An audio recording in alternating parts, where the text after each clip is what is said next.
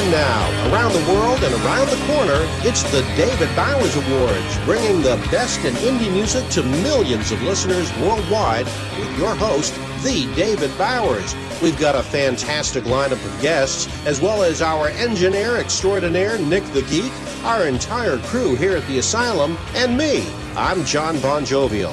And now, here's the voice of indie music, the David Bowers. And here I am. Thank you very much, legendary John Bon Jovial. Good to see you again this week. How you doing? Good to see you, sir. Not too bad. Happy New Year, one and all. Happy New Year, David. It has been... Happy New Year once again to you. It has been 12 months of the New Year. Yeah. 12. We just finished 12 months of, maybe a diplomatic way to put it is bewilderment. I just choose not to talk about it. Yeah, well, I've had a couple of my customers have come in the shop, and we've all agreed that we just can't, the vaccine, we can't get it soon enough to try to get back to some semblance of normalcy again. I mean, that would just, it'd be nice. And while they talk about the difficulties in getting the vaccine out there, they completely overlook the fact that they are already doing it in record numbers in record time. I mean, we've become such a negative society that we complain about our successes. Yeah. No, I know. Well, here in Florida, they in Collier County, where I live, they decided that it would be a really good idea to do it on a first come, first served basis. So you had as folks, many places did. Yes, and you have got folks that are 65 and over, some with some real severe health conditions, ending up waiting in line as if they were getting tickets for a Grateful Dead concert, and the people are waiting in line for up to 20 hours. With no guarantee that by the time they get up to the front of the line, there's going to be any left. And there was such a stink that was raised over it that the county commissioners actually caved and said, okay, we're going to change it to now it's an appointment situation. So if I want to get the Corona-19 vaccine, because I qualify, I am definitely over 65, I have to make an appointment. And the appointments are booked 3 to 4 weeks in advance now to get a vaccine shot, which is just crazy. I'm not surprised, given the number of places where you can get it, plus the amounts that's available of the vaccine. Let's face it, they can only produce so much so fast. But it's a scary situation, and it has been right from the start. Oh, sure. I really have little sympathy for the people who scoff at the seriousness of this, because, as you know, I have been fighting this since the end of July. Yeah, you had and it. It's come back and bit me twice. And I had a mild case, very mild case of it. I didn't lose my sense of smell or taste, knock on wood. I didn't have high fever. It was a mild case, but it's come back and bit me at least twice since then. And, I'm not sure that I have no way of knowing if I'm ever going to be free of it. And that doesn't make me real happy. Oh, no, of course not. Of course not. And so many people scoff at it, like you said. They claim that, you can't force me to wear a mask. That's a violation of my rights. No, it's not a violation of your rights. It's a violation of civility if you do not wear your mask. It's a violation of common decency if you do not wear your mask. It's like I have said, and you know this because you've heard me preach this for years. Yep. People forget we were not taught. Apparently a lot of people weren't taught that, yes, you have rights. You have these inalienable rights, but they do not extend forever. They only extend to the point where they interfere with someone else's right. So you have the right not to wear the mask for yourself, but you do not have the right to endanger other people. And that's where the line is drawn.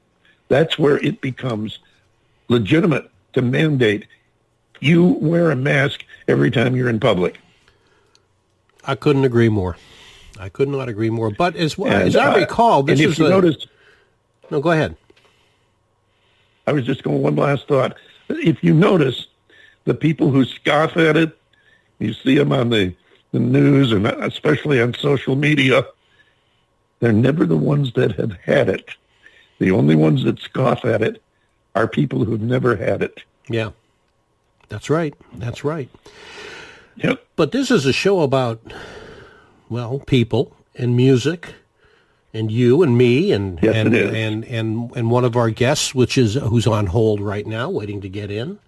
And so I think that perhaps one of us, I don't know, you, me, we'll talk about what this show is about.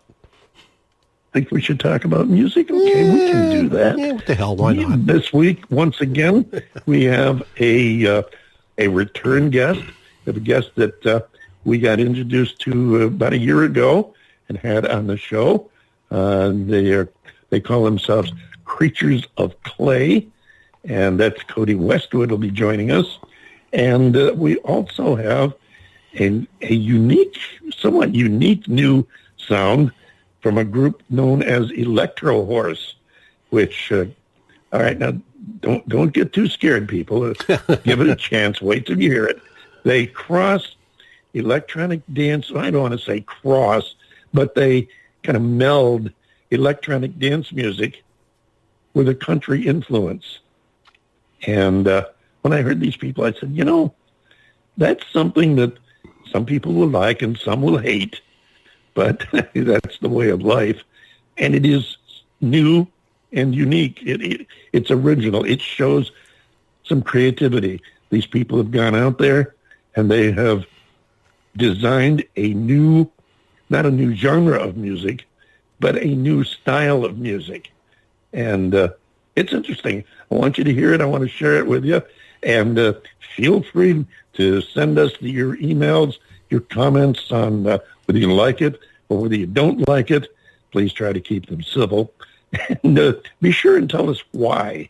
It's one thing to complain about something, but there are two other facets. One, why you complain about it, and two, any ideas you have to make it better. Because that's something that's seriously missing in our complaining society. Everybody complains, but not too many people actually advance ways to correct whatever it is they're complaining about. And we'd love to hear from you. Email is david@TheDavidBowers.com, and we'd love to hear from you. We do a lot of our selections from the emails we get and suggestions that we get online on social media. So feel free to fire away with this or anything else you'd like to share with us. We're going to be turning momentarily now to our first guest, which is the electronic dance country group who call themselves Elektrohorse. And we'll be talking with them in just a couple of minutes, right after we listen to a tune called, appropriately enough, Ride It Like a Horse. Howdy. I need all my ladies to the floor. Ride it on like a horse now. Ride it on like a horse now. Ride it on. Ride it on. I saw this pretty girl that was at the bar. Howdy. She had the type of swag like a country star. I whispered in her ear, said, I'm feeling you. Then I asked her, do you want a couple brews? She got to drinking tipsy and she wanna be. Grab my belt buckle and said, follow me. We're walking outside to her Chevy van. She hotter than a desert up in Iran. She threw me on the floor and told me, saddle up. Saddle up. Asked me, am I ready, about to get it buck? She kissed me on my neck and said, I'm feeling you. Feeling you. Then I asked the girl, what you about to do? Ride like a horse. Ride like a horse. Ride like a horse. Ride like a horse. Ride like a horse. Ride like a horse. Ride like a horse. Ride like a horse. Ride like a horse. Ride like a horse. Ride like a horse. Ride like a horse. Ride like a horse. Ride like a horse. Ride like a horse.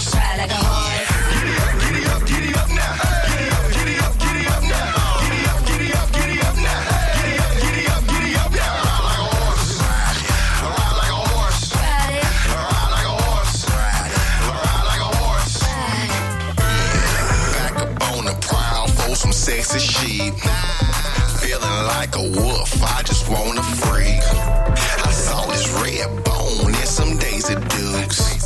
That booty shaking like a rattlesnake confused. Grabbed her by the waist, said I need some love. She grinding on my body, said no need to rush. Trying to play it cool, I'm too proud to beg. Then she said it's time, let's go break a sweat. She threw me on the floor and told me saddle up. Asked me am I ready, about to get it buck. She kissed me on my neck and said I'm feeling you. Then I asked the girl what you about to do.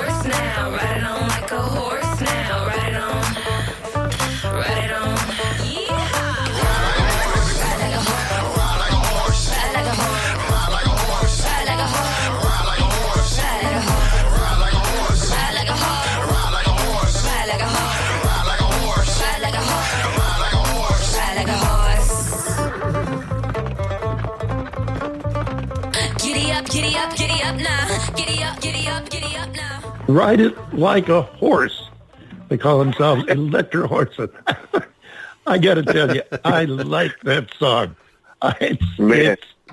It's different. It's creative. It's original. I catch a lot of influences in there. The obvious R&B with a less than subliminal dance music sound to it, and some country. I mean, what do you classify? If you're a program director at a radio station, what do you classify that as? Well, let me see. That's hip hop, country, dance music. No, wait a minute. There is no such thing. Let's talk to Elektrohorse and see what he thinks. Elektrohorse, come on in here. Say hello. Hey, what's up, everybody? How's everybody doing, man? First of all, that was probably a better intro than WWF, WWE Entertainment. I appreciate that. I would say call it country dance music, man. It's just a sound. It's just a sound to make everybody unite and come together, no matter what any issues is or beliefs.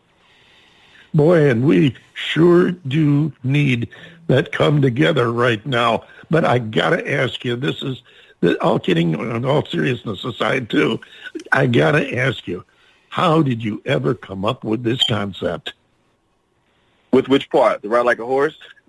The mix of EDM with other genres, really, because like you said, you've got your DM, you've got your dance music, you've got a definite soul sound in there, and you've got a twinge of country. I mean, it's a real crossbreed.